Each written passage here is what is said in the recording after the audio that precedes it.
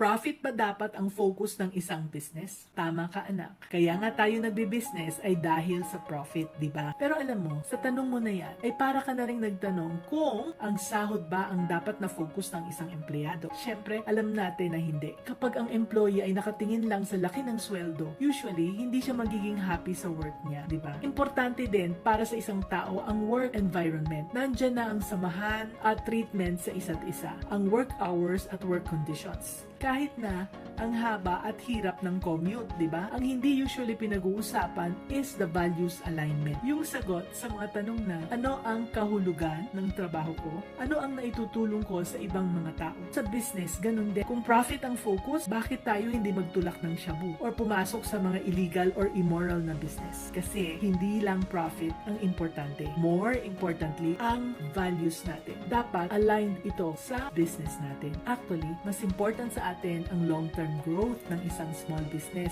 kaysa sa temporary na profits. Kaya it's very important that we serve our customers really well and we take care of the well-being ng mga tao natin. Pag isasama natin ang mga non-financial factors na ito sa business strategy natin, mas magiging sustainable at fulfilling yung business natin. Hindi lang tayo kikita, makakatulong pa rin tayo sa bansa natin. That's how to be business-minded Pinoy.